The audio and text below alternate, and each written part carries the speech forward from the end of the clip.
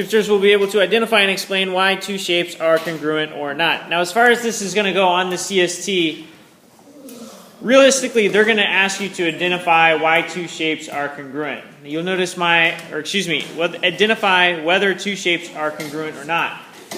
I don't think that is good enough preparation for what you actually need to know when you take this information to geometry. So you see that I've added this second part to our aim today, which says that we're going to explain why two shapes are congruent or not. We're going to be able to prove it. Okay? So a couple things that we want to talk about here. Just in terms of geometry and some of the notation that we might see in geometry.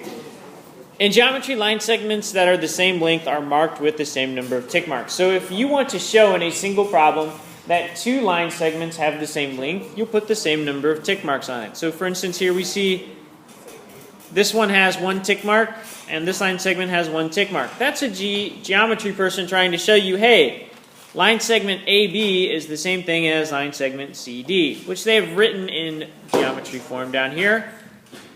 Little line segment over the top of AB is equal to CD, which we could have also known because of the tick marks. We see another example of what that looks like down here. We know EF is going to be the same thing as GH because they have different numbers of tick marks. So again, we have it written down here, EF is equal to GH. Okay, some notation there. Also, we know that if two line segments have different number of tick marks, that means they are not the same.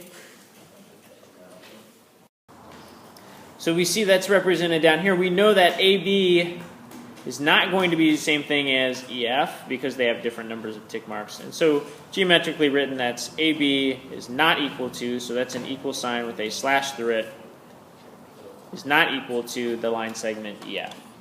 Okay? So those tick marks are indications of relative size. They're either the same or they're not. That's all it really tells us. That doesn't tell us that necessarily that this line segment is bigger than this one. It just tells us they're not the same. All right, they do the same thing with angles. The only difference is with angles, you'll see that on the inside of an angle, they'll put a little arc to put the tick mark on. So here we've got this arc with a tick mark and this arc with one tick mark. That tells us that those two angles are the same size. And we see down here written, this is an angle symbol written down here as a looks kind of like a less than sign with an arc through it. A lot of people, including myself, will write that angle symbol without the arc through it. So you need to recognize it both ways. So I could have written the same thing, angle ABC is equal to angle DEF. It's the same thing. Whether you see that little arc through it or not. Lots of people will put the arc through it to make sure that it just looks different than a less than symbol. The other thing about labeling angles is how you label angles. The vertex, or kind of the point of the angle that you're talking about, always has to be in the center. Otherwise, you might be talking about a different angle. For instance, if we are given a triangle, let's call it ABC,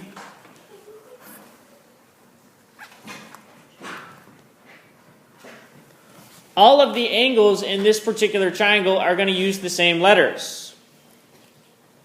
ABC or BCA or CAB. They're all going to use the same angles. So if I just willy-nilly throw up some letters there, it's not going to be good. As long as I always have my vertex, say I want to talk about this angle here, as the center of the name of my angle, BAC, or I could actually start that the other direction and start with CAB. They still refer to the same angle. However, if I write it with something different in the middle, perhaps I write it with a B in the middle, and I say ABC, well, that says I start at A, I move to B, and then I move to C. We can see that that's a different angle. So most importantly, when naming angles, it's important to make sure that the vertex is always in the center. Okay, so here it tells us angle ABC is equivalent to angle DEF because they have the same number of tick marks.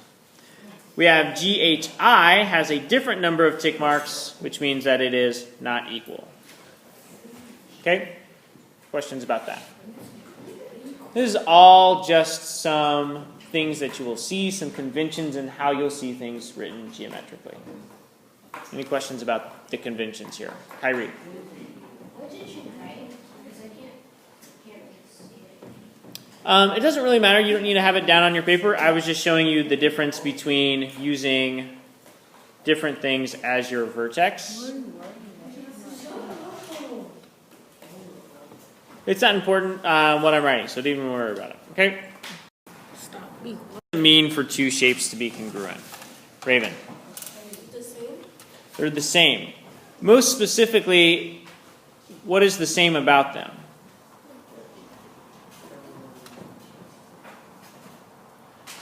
Judea. So she's saying same angles, same lengths. Or even put differently, same lengths, that might be, call that same size. It's just less descriptive. Same angles would be same shape. Okay, the angles determine the shape that it takes. Okay, same size, same shape when we're talking about congruency. Now, as we've talked about a lot in this geometry unit, when it comes to geometry, a lot of times, 90% of the time, it's talking about being able to prove that things are such. Unfortunately, when it comes to congruency, it's a whole lot easier to prove that two things are not congruent than it is to prove that two things are congruent. So the way that we prove that two things are congruent, that they have the same size, the same shape, is we pick 2 points that we think are the same on each shape. Sometimes if those shapes are turned, those are going to look like they're in different places. And we're just going to follow the pattern of the shapes. So I'm starting with this point here, and I'm going to follow it. I cross over a length of a side that is 1 tick mark, so that's when I'm going to start. Then, as I turn the corner, that is a 130-degree angle. As I pass that 130-degree angle, I pass over 2 tick marks. As I pass over that next angle, it is a 50-degree angle. Continuing to move along, I get to 1 tick mark and a 130-degree angle. And 2 tick marks, and I end at a 50-degree angle. So that's the pattern that we have to be able to complete on a shape that is congruent. If it's going to have all the same sides and all the same shapes, I need to be able to follow that exact same pattern over here on this other shape. So we can prove that. I'm just going to use red here. Starting in the same place, I can pass over 1 and 130. 2 and 50 degrees. 1 and 130 degrees. And then 2. And then I end over here with this angle that I don't really know. What we could do is we actually recognize that this would all add up to 360, and we can find out that that's actually 50. So what we see here is that we can match up 1 for 1, each set of sides, each set of angles, which means that we know this is the same size and the same shape. Everything matches up. Judea. What is it called when it's the shapes and then they're across from each other, but they're the same? I forgot what it was called. We learned it in 6th grade. You learned a lot about things with parallel lines. I'm not going to get into that right now, but I know what you're saying. All right, so we could do the same thing over here with these two shapes. Pick points that are the same. Now here I see a 90-degree angle, so if I want to start in the same place over here, I want to start on a 90-degree angle. Pick a direction to go, so I'm just going to start by going up on this one. 1 tick mark, and then a 2 tick mark angle. So I'm just going to put that as an angle with 2 tick marks. And then 3 tick marks. And an angle with 1 tick mark. Then 2 tick marks, and I end back at my 90-degree angle. So I want to make sure that I can follow that same pattern over here with this particular shape. So I start with at that place, that 90-degree angle. And I know that the next thing I need to go to according to this is a 1 tick mark. So that means I'm actually going to be going the opposite direction this time. So I'm going to start going counterclockwise, 1 tick mark, then an angle that is 2 tick marks, then 3 tick marks, and an angle that is 1 tick mark. Cross over 2 tick marks, and I end back at my 90-degree angle. So again, I see things match up 1 for 1, which proves that all of the angles are the same in the same order. All of the sides are the same in the same order. This is the same size and the same shape. So it's a lot of work to be able to prove that 2 shapes are congruent. It's not nearly as much work to show that 2 shapes are not congruent. For example, let's look at this first pair of shapes. Looking very obviously, how do we know that these are not congruent? Leslie? The angles are different, and that's probably less noticeable than another piece. Kiara? Yeah, the shape is different. Okay, what's different about the shape? Emmanuel? One's a hexagon, one is a pentagon, 5-sided shape. All right, so these are not congruent.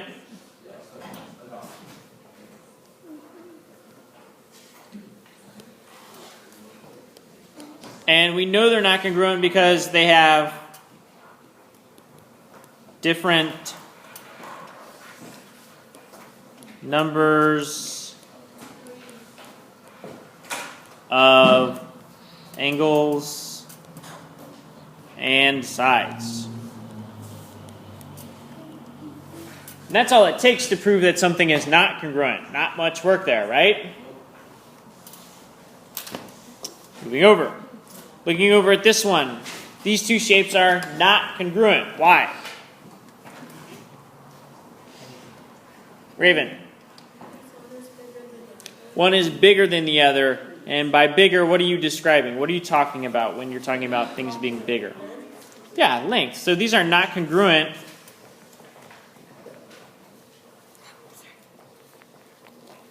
because the lengths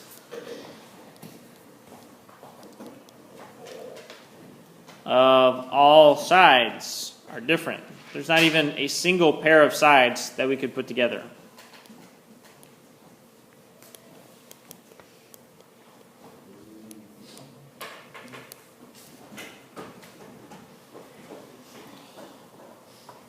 They're not congruent because the lengths of all sides are different. And the last one, these are clearly not congruent. What is our proof? How do we characterize these as not congruent? How do we know these are not congruent? Ian? They have different angles. These are not congruent.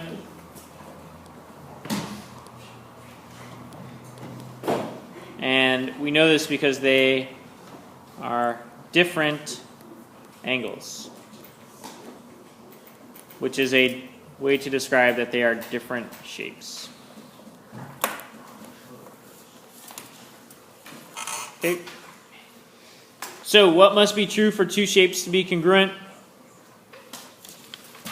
Judea? Same length sides?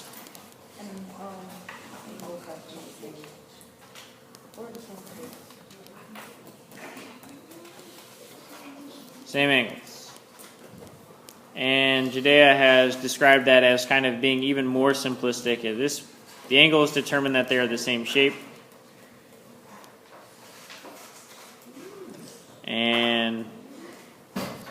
that the lengths are talking about the same size.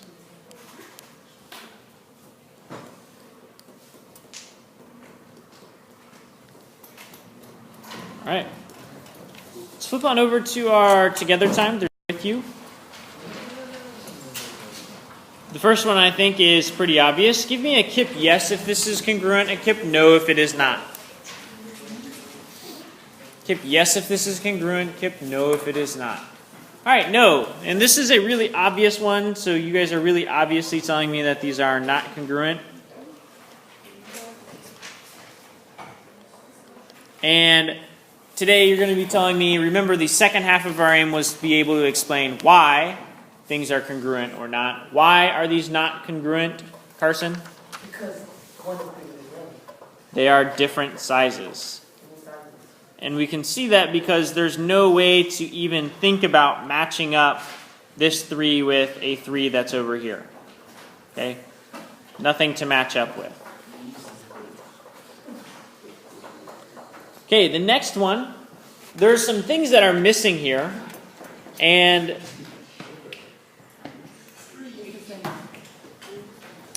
things look here pretty the same, but again, why are they the same and how can we prove it is the important part of our lesson today. That gets to our second half. So you guys are saying that this is congruent.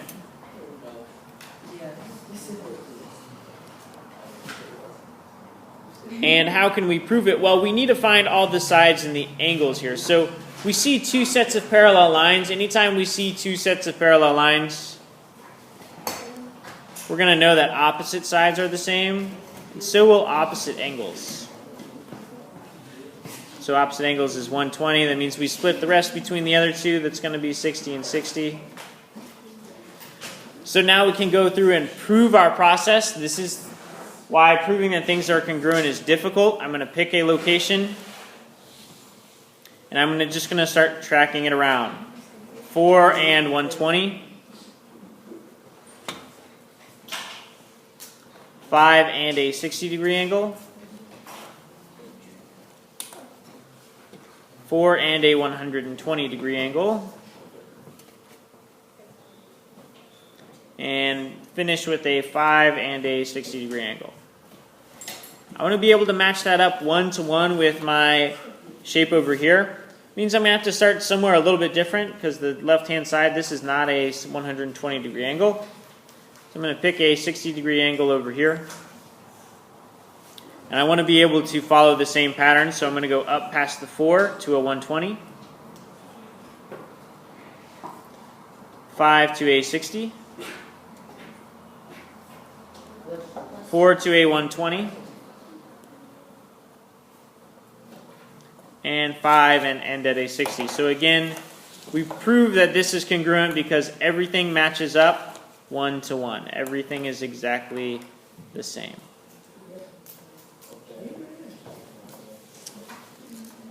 Question, Emmanuel. Thank you. Can you do the same with circles? Can you do the same thing with circles? Circles, all circles are similar. The only thing that can change with a circle is its radius / diameter. So all circles that have the same radius are congruent. Kyrie. So with the 5s and the 4s, you would kind of use that as check marks? Yep. All right, and the last one. Looking at these two shapes, they are congruent or not. First, we're talking about this triangle over here. We're talking about triangle ABC. So we're going to go ahead and start with that one. I'm just going to pick a point on that. I want to pick this point over here between a 1 and a 2. That's going to be my starting point. I'm going to pass a 1. And then I'm going to pass an angle that I don't know about. I'm going to put a question mark there for now. Then I pass over this side that I don't know about. Well, I can go ahead and label that side as a 3 because I don't know anything else about it, but I know that since it's not telling me anything, that it's going to be different than my other 2. So I'm just going to mark it as a 3. As I pass over that 3, I'm going to get to another angle that I don't know. Then I'm going to get to angle 2, and I'm going to end at an angle I don't know. So with all of these angles that you don't know, that's going to make things seem a little bit more complicated. This is where we have to have some special knowledge about triangles. When it comes to triangles, if they have all of the same length sides, we call this a side, side, side postulate. You don't really need to know that. You'll learn that when you get to geometry. It says that triangles that have all the same length sides are going to be congruent. You don't even have to worry about the angles in a triangle if all of the sides are the same. If all of the sides are the same, all of the angles are going to be the same. So we want to find something that matches up the same way. So I'm going to pick a starting point that looks similar over here. So I'm going to, I started between 1 and 2. So I'm going to start over here between 1 and 2. I'm going to go from over the 1, past an angle that I don't know. And then I'm coming over here and I'm passing again over this thing that we labeled 3, which is good because that should match up that way. Past another angle that I don't know. And past the 2. And end at the angle that I don't know. So triangles are special. We don't have to worry about the angles if all of the sides are right.